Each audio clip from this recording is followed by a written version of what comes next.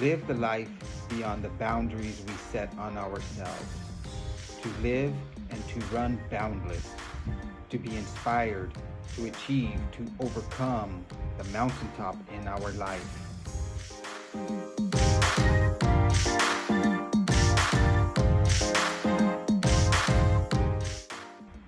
Embrace the journey, become boundless. So hello, family. Welcome to another episode of the LiveRoundBoundless show. I'm Kenneth Pinckney, your host. Today, guest, well, really, he don't need any introduction. I'll do my best to introduce him in the best possible way, in the right way, I might say. He is well known all over the world for his epic and legendary runs. So I run 50 marathon in 50 states in 50 days. 50 consecutive days, I might say. And he has inspired thousands, maybe millions of people throughout the world to get out and run. Everything that was around me. Yes. And by chance, I stumbled up on an UltraMarathon man by the Karnazes. Yes. And I'm very fortunate to call Dean a friend right now. I know him. And we've been in touch, by emails, and we've run together at times and stuff like that. Yeah. And I told him, his book not only changed my life, but he literally saved it. For some people, that might include running beyond their limits, on pushing their boundaries. Unlike in basketball, people talk about the GOAT or the greatest all time or the Mount Rushmore of basketball. Well, in the sports of running, I believe he is the greatest of all time, or Mount Rushmore of running. He has run a record for 25 years to back him up with that. His running career take him all over the world, from the White House to the South Pole, back to Death Valley. Also in many other places around the world. He's the ultimate ultra-endurance runner. He embraced suffering as a friend. He pushed his mind and body to the extreme. Also, he's the winner of the World Tough Foot Race, the Badwater UltraMarathon, competed in the Western States numerous times, and winner of the 4 Desert Challenge races, if I say that correct. He running is like the hottest, dry, and the coolest places around the world. But outside running, he also is a New York Times bestselling author. Also named by Time Magazine as one of the 100 most influential people in the world. Also, ESPN ESPY award winner for the best outdoor athlete. That was a lot. So, LiveRoundBoundless family, let's welcome maybe the GOAT, the legend, Dean Karnazes. I hope I say last name right. You did it perfectly, Kenneth. So first, how are you doing today? I'm doing great. I got my morning run in, so I have no complaints. Yeah. Me too. Yeah, it's definitely me too. The same. Definitely, like I said before we started this, it's a privilege and for the opportunity to help promote your latest book, and nobody haven't read it. I would have to say. I Run Is High, which I got to reading not too long ago, which is great. The world, everybody know you as your life as a runner, ultra-marathon runner. Your story, leave your 9-to-5 job, up in San Francisco, and had to celebrate your birthday, you went out running, all that. So everybody, most everybody know that. But your latest and your book, that coming out soon. I Run Is High. You went a little deeper about your journey in life as a runner, but more importantly, your relationship with your family and friends. So today, I just want to dive a little bit more about your relationship and running, and just to support having your family and friends, and how you become the person you are right now. So in the beginning of the book, you mentioned the competition of a runner. When I read something that you seek out. So what is running for you, and what's your why factor in wanting to win to 2004 Badwater UltraMarathon? Yeah, I mean, we run as a solo pursuit, but as you know, your family is ultimately involved in any runner's life. Just because running is so completely immersive, right? It kind of defines your identity at a point, and that's for everyone, not just me as a professional, but people who just run, half marathons. They know that feeling. It becomes your identity, it becomes who you are. And that bleeds over into your family and the rest of your life. Okay. You talk about your dad. I love the story about your dad. To tell the family about your relationship with your dad and your process of becoming a runner and how he supported you throughout your career. Yeah, so my dad is my biggest hero, and we suffered a real tragedy as a family. Yeah. My sister was tragically killed in a car accident. Yeah. And to a parent, there's nothing worse that can happen to you in life than to lose a child. Yeah. And I watched how he responded to that, and ultimately he decided that he would seek peace through running. Yeah. And he ran the inaugural LA Marathon. Wow, that's awesome. And, I saw him come through the finish line, and it wrecked him. I mean, it took everything he had to get to that finish line. He collapsed. He was in the medic tent, the whole thing, he had an IV in his arm. But somehow he found his salvation in that run. Yeah. And it was profound. It was like a turning point in his life where he decided that the suffering was over, and that he would embrace the memory of my sister, his daughter, and move forward. So I think I took that. I was just a young boy watching this, but I think I took that lesson to heart, and I think that every runner again can relate to that. That we deal with pain, and we struggle, and we overcome adversity through putting one foot in front of the other. Yes, definitely, totally agree.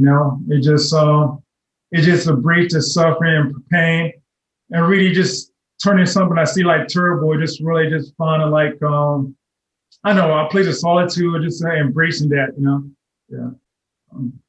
the book, to your point, my other books were more about, adventures and so forth. I think this book is an adventure book, but it's a little more introspective. Yes. I think I turned inward a little bit more, and I think that readers appreciate that. Yes, definitely. I appreciate that. That was still got to me. Everybody know your running story and stuff like that, but a lot of people know just like the relationship, the process, the journey, and that was just everybody I interview. I like to tell about the journey, the process. Just like my life has been a journey to get to where I'm at right now, even though I'm not where I want to be at, but where I'm at right now, just been a process, the journey. Of it, and that's the best part of it. So, yeah. Let me ask you a question. Where are you from in South Carolina? Okay, I'm from a real small town, but I love the town called Hemingway, South Carolina. No relation to Ernest Hemingway, but it's a real small town, Waynesburg County. They're probably like the smallest county in South Carolina. So country. Rural area, grew out the back of the field, raised pigs and all that good stuff, and a great family, close family, and the community, everybody know everybody. Yeah, so, yeah. Well, the reason I asked, my son, Nicholas, went to school in South Carolina, at Columbia. Oh, yeah, Columbia. I come from Columbia about like a couple hours from my hometown, yeah, so Columbia probably wouldn't have for a kid from California, why he went, he was the only one from his high school that went to the South for college. Wow. And I don't know what it was. He was just drawn to South Carolina. We had visited once when he was a little boy. Yeah. And he wanted to go back, and he absolutely loved South Carolina. We all fell in love with South Carolina. Okay. Also, we got some great food. We got like. Yes, you do. I won't be doing what I'm doing right now if I was doing in South Carolina. I would do a lot more eating. And you have the boiled peanuts killed me. I'd never heard of boiled peanuts before, and it, yeah.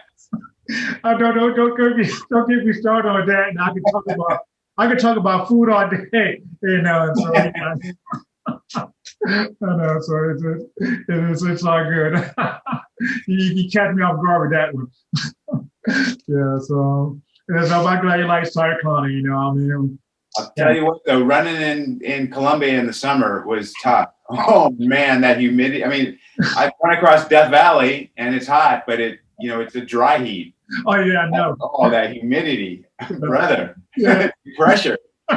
Yeah, so sometimes I forget how bad it is, you know, back home.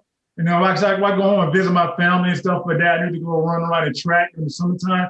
Maybe like it'd be 8 o'clock, 7 o'clock in the morning, it'd be like hot, humidity, you know, just like it'd be tough. It's a tough training. You know, some good training, go down to the south in the summertime. Yeah, because the mugginess is just really it's terrible. Yeah. Oh, and the bugs. Yeah. Oh man. Yeah. You can't run for the bugs. I don't care how you cannot run for the bugs. Yeah, and the alligators too. There's alligators down there. Yeah, I haven't come across alligators yet, you know. So yeah, I'm very fortunate for that, you know. Yeah. So at some point in cycling, I've got alligators, you know. So I'm gonna have to chase after pigs when I was a kid. You know? But yeah, so thank you for that. Little icebreaker in between. Yeah, so going back to your book again, which is a great book, in page 84 of your book, you got to the subject of sports and life. And we live in a world right now that's divided, especially here in the U.S. But your running career had and still continue to bring people together around the world. So what does it mean for you, something simple as running, that you connect people, connect and bring people together, no matter who they are and where they're from? What does it mean for you? You know, I think that running is the most democratic of sports. It's the most universal of sports. Yes. You know, there's so many things in life that divide us, especially now. I mean, be it, you know, your political affiliation, the color of your skin, you know, the language you speak, the God you worship. Yes. These things divide us, but running is something that all humans share in common. It's a commonality. Yes. And when we run, we're united. Yeah. And to your point, I've run across the globe. I've run, you know, across places where people didn't speak English. Yes. I couldn't communicate with them. They were, you know, their skin color was different than mine. And we ran together and we were kindred spirits. I mean, we were one and the same. And that's very universal. You've seen the power in that. Running is very powerful in that regard. Yeah. So. And not only that, that runners are universally very positive people. I mean, I've never met you before, and we're having a lively conversation. I can just tell you're upbeat. You're a fun guy. Like, I'd love to go running with you. It's that if you go to Italy, oh my God, go to Italy. Yeah. The runners are so passionate and they're amazing. Portugal, you know, Japan, they're a little more reserved. Yeah. But, you know, you can get them to lighten up. Definitely, that'd be cool. That's great. Yeah. Yes, in your running career, you've been running for a long time. And it has and still good to you. Well, they didn't come the younger runners that coming out, you know, behind you. That quicker, that faster, probably, maybe stronger. I don't know. But how do you stay relevant in the world running, or do you feel you had to keep relevant? Yeah, no, it's a very good question. And, you know, the younger runners that are coming up through the ranks are tremendous athletes. And, you know, when I was, you know, at my prime, my team was very different. I mean, I was surfing as much as I was running. I was living a lifestyle where now, you know, the younger folks they just run, and they're collegiate runners, and they're celebrated, they're fast, well trained, and sport is evolving in that regard. But, you know, still, you know, to me, the magic is in the mid pack and the runners toward the end of the pack. Yeah. You know, these people, they admire the winners. Yeah. They're in it for their own experience. You know, every runner enters a race for their own experience. They want to do the best they can. Yes. But it's very personal running. And so, you know, each unique person has a unique goal in mind. And, you know, some might be to win the race. A lot of others, especially with ultramarathons, it's just to finish the race. Yes. Get to the finish line. Yeah. Yeah. And to keep, now I learned ultramarathon. I just want to get to, you want to just complete it. You know, you can finish the race of an ultramarathon. Like, oh man, well, what a beautiful day it is, you know? Yeah. What's the longest race you've run? I'm curious. I attempted. I mean, the kids, I attempt did a 50K a couple of years ago up in Baja, Mexico. Oh man, my dad did enough training, so it beat me down. So I got a DNF. And so I tended to do a 50K, yeah, it was brutal. I mean, I love hills, but it was more than hills. There in Baja, and so, I know Baja. Those are mountains in Baja. yeah, they're mountains. Yes. It beat me down, took my spirit. I left something behind, but I decided to go back and get it back. But I learned a valuable lesson. Some unfinished business, they call it. Yeah. Yes, I do have some unfinished business with that. So hopefully one day I will get the opportunity, to go back out there again. Yeah. So my goal is to do like a complete 50K. So yeah. There's a lot of great races in the San Diego area. It is. It is. I got a lot of friends who done 100 milers and stuff like that. And so the temptation is out there for me to do that. Yeah. So stay tuned to that. Well, you're on the record now. We've got it recorded on this interview that you got to go back and finish that baby off. I know. Oh man. All of us are going to hold you accountable. I know. Yes. Yeah. Yes. So I got some accountability. I got somebody holding me accountable. I got the world to hold me accountable. Oh man, it's all good. All right, ready for the challenge. Yeah. So we're going to take it back to your family again, and this time with your son Nicholas. I love the story. I got emotional reading part of the story, by your son Nicholas, right at the end. Had me like a little bit choked up. And then your book, we talk about your son. So take us the LiveRoundBoundless family to the process of your journey of your son, Nicholas, from as a kid to adult, and his support for you during the Western states. Yeah, every parent knows that, your kids grow up slow, and then all of a sudden they're grown. It happens so quickly, and you don't always know your kids. Like I didn't, I knew Nicholas when he was a young boy because I was so close with him every day, and I saw him develop. Yes. But then, they go off to college and they develop their own personalities, and you don't really know who they are. And, I had questioned Nicholas's responsibility and, his accountability, especially going into a race like Western States where, crewing for someone like he did for me is very important. It's a racer is dependent on their crew. Yeah. And he just seemed so lackadaisical about it and kind of nonchalant. Yeah. And I thought, oh, this is going to be a big failure. Like, he's going to fail me, and this is going to be a bad situation. But it was just the opposite. I saw sides of Nicholas that were really beautiful. Wow. He was, very, very detail oriented. He was very conscientious of the job he was doing. He really cared. Yeah. And I'd never seen that side of him. So it was a revelation for me as a parent. And it's hard being a dad not to get choked up, right? I know. Yeah. I'm not a dad, but no, I got a nephew, and just, so, but I couldn't understand, because I could just tell, that in your book, and just like wow, I guess you didn't expect that, you didn't see that in him, but to see how he does, see how he just like maybe change in front of your eyes like that, it just that was great, Hopefully people read your book, they will see that and be impacted by that, so. Yeah, I think that if we had just been hanging out at home, I never would have seen that side of him. Yeah. But running a race like the Western States 100 mile endurance run, he's out there all night, so he didn't sleep a bit. And it's of course it's exhausting running 100 miles. Yeah. But pacing, crewing for someone for 100 miles is also exhausting. Yeah. Yeah. So he was very exposed, and vulnerable to his emotions. And I thought, is he going to? What side of him am I going to see? What's going to come out? Yeah. Is it going to be a monster? And it wasn't a monster at all. It was an angel. Yeah. He really showed a side of him that I'd never seen. Yeah. And I just think he's a good guy. Like, he's a good kid. Yeah. And I felt very proud, because every father wants to raise a responsible, caring, compassionate child. And I saw that side in him that I hadn't seen before. So It was nice. It was a really good thing. Okay, I could have tell, you know. I could have felt that. That's awesome. Yeah. So, what are some lessons you learned from running that help translate to your life throughout the years?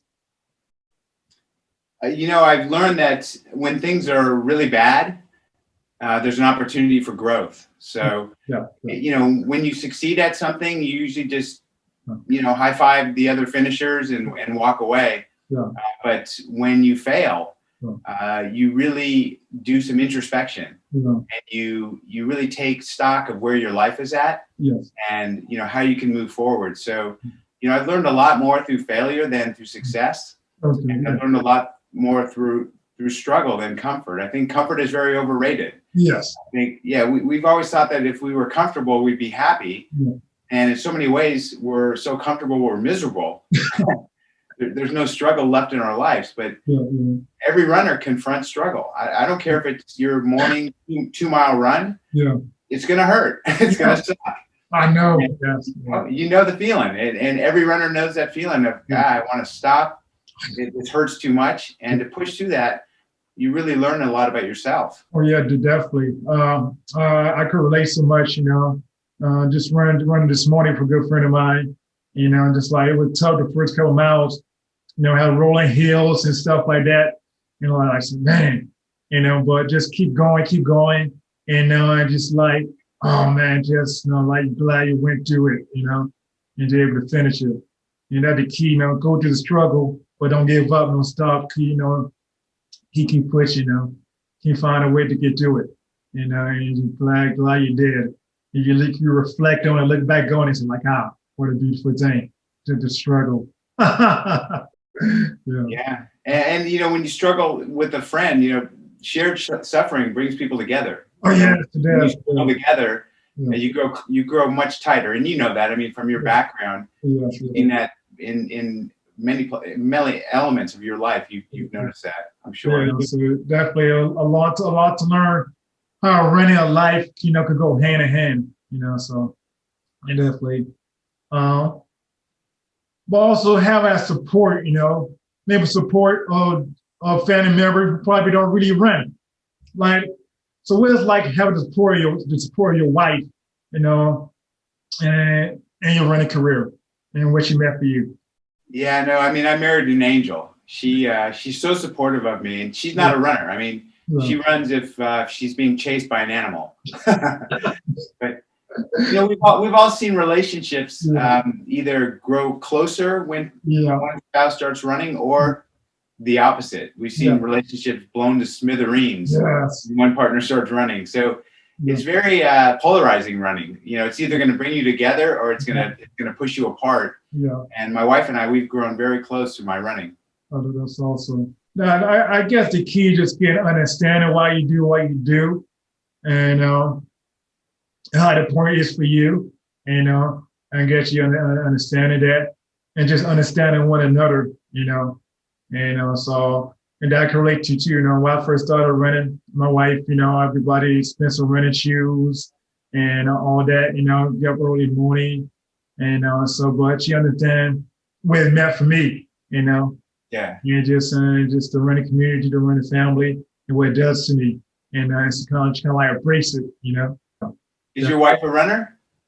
Not really, not like I do. She probably do some 5Ks, 3 miles here and there, but she don't do the crazy stuff I dare to do. I'm kind of running. I'm willing to beat my body up, and go down the crazy hills or stuff like that, but she's been a great support in what I do.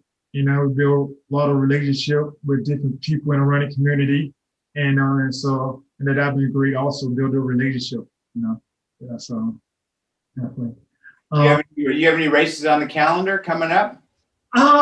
This year, I am thinking about doing one. I talked to some friends of mine. Like I said, I want to attempt at doing a 50K this year. Not in Baja, but but it definitely maybe later on in the year. And so I'm not gonna say which one. Well, I could say what race, and be held accountable for that. So I talked to a friend about doing a Lake Hodges 50K. Okay, I'm gonna put it out there. and so my goal is to start training. I got some good friends that are really good, a good trainer who can help me out. And so I just really seek to them to give me some help in running longer distance, conditioning, nutrition. And so hopefully I'll be well prepared for my next 50K. So yeah. So but definitely. Other than that, that's it. And maybe I may some other races that I may look at too also. And so speaking of the running high, what is the high that you get out of running? How do you explain a runner's high to a non-runner? It's a feeling of bliss, right? It's of contentment, I guess. Satisfaction. Oh yeah. It's like a warm glow, and a lot of people say, well, I don't believe in the runner's high. To me, it very much exists. I mean, I notice a pronounced feeling of contentment, I guess, and joy after a run. Do you experience a runner's high? I mean, I think it exists. Oh yes, and I usually not like while I'm running, while I run friends, whoever.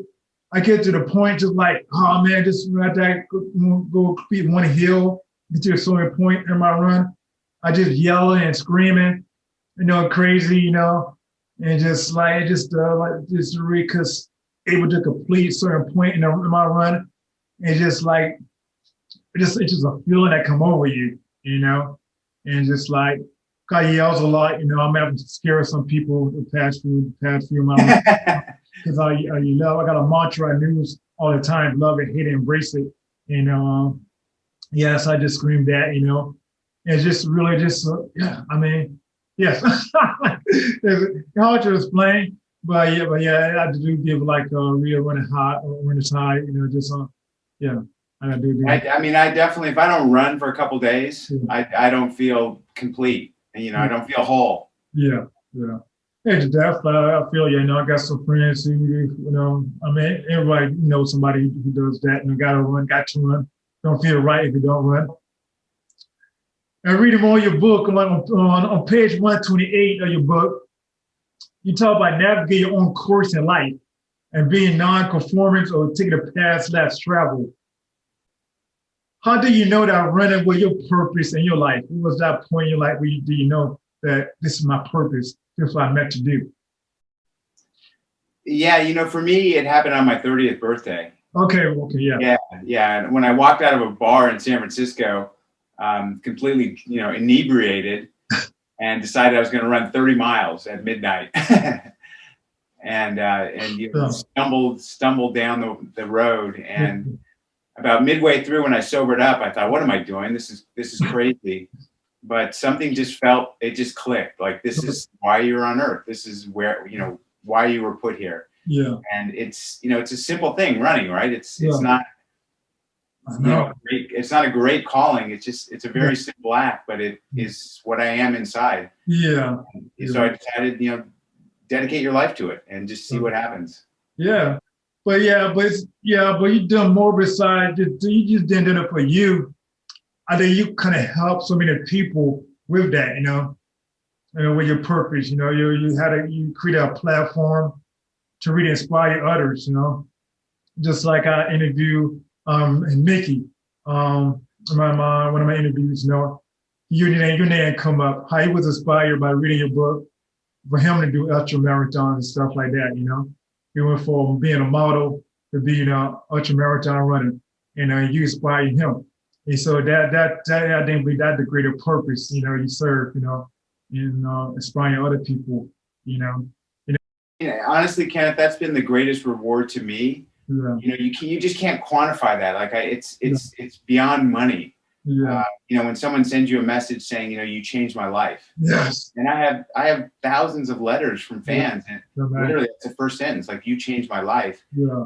And if I'm able to do that, I must do that, because it's an obligation, I think, to others, that if you can say something that helps them live a better life, then damn well say it, because yeah, I mean, it's not everyone can do that. And you're in the same, you and I are cut from the same mold in that regard. I mean, you're taking a message and you're amplifying it, and you're inspiring and motivating and energizing so many other people. So that feeling, and kind of that mission we're on, and it's a good one. Who would have thought the little boy from South Carolina would be doing what you're doing? I know.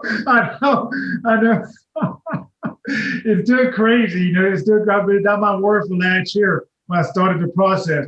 Like I'm full of gratitude of the people who want to share their story with me, and just crazy good, And so, and for the people I interview, and just such as you right now, I know it's not really doing this. Yeah, so just gratitude. Just got to be grateful, gratitude, and just they're just more bigger than me. They're definitely bigger than me. So yeah, yeah. I mean, you inspire so many people around the world. Well, who are your inspiration? Who inspired you along your successful running career? Well, we talked about my dad, an inspiration, and certainly my mom is an inspiration as well, and my wife. I have to say those are probably the three. We hold people that we regard in like movie stars and top scientists. We hold them in very high regard, but we don't really know them. Correct. Until you really know someone, you don't know what they're like, offline, if you will. Absolutely. When things get tough, what is their true personality? And we see that with family members. Yeah.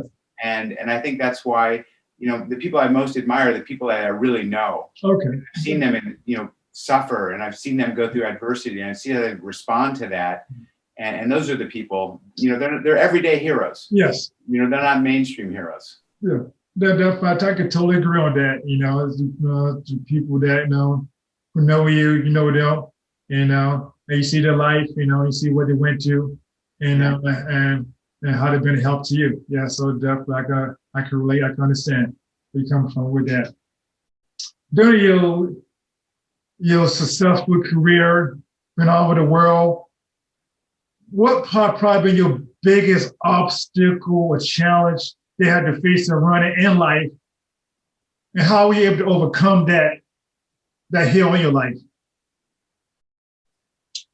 I think that we all have self-doubt, right? Yes.